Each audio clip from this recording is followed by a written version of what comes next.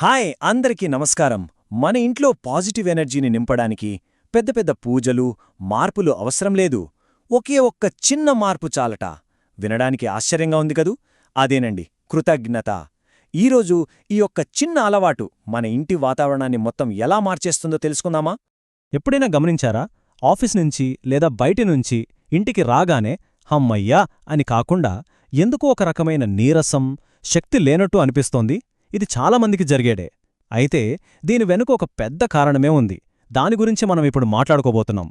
దీన్నే సింపుల్గా చెప్పాలంటే ఎనర్జీని లాగేసే కంప్లైంట్ సైకిల్ అనొచ్చు. అవును, ఇదొక చక్రం లాంటిది. ఒకసారి అందులో పడ్డామా, ఇక మన పర్సనల్ ఎనర్జీతో పాటు మన ఇంట్లో ఉండే పాజిటివ్ వైబ్స్ కూడా మెల్లమెల్లగా తగ్గిపోతాయి. అసలు మన ఎనర్జీ ఎందుకు తగ్గుతుంది, ఎందుకు పెరుగుతుంది అనేదానికి సింపుల్ లాజిక్ ఇదేనండి. చూడండి, మనం ప్రతి చిన్న విషయానికి కంప్లైంట్ చేస్తుంటే మనలో ఉన్న ఎనర్జీని మనమే బయటకు నెట్టేస్తున్నామన్నమాట.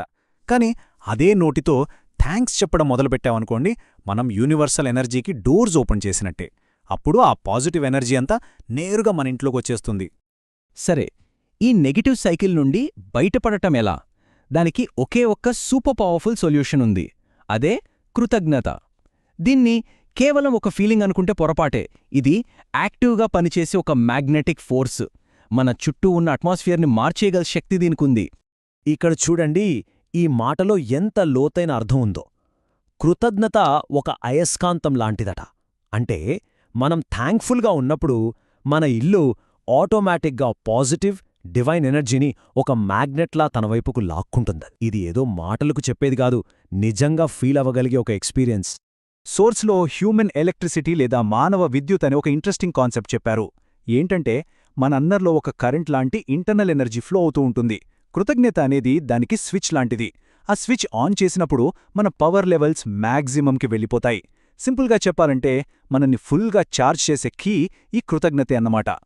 ఓకే, ఇంత పెద్ద మార్పు రావాలంటే ఏవేవో పెద్ద పెద్ద పనులు చెయ్యాలేమో అనుకుంటున్నారా? అసలు అవసరం లేదండి. నమ్మలేనంత సింపుల్. కేవలం ఒక్క చిన్న స్టెప్, ఒక్క చిన్న అలవాటు చాలు మన లైఫ్లో ఒక అద్భుతమైన మార్పు తీసుకురావడానికి. ఇదిగోండి, ఆ సింపుల్ ప్రాక్టీస్ ఇదే.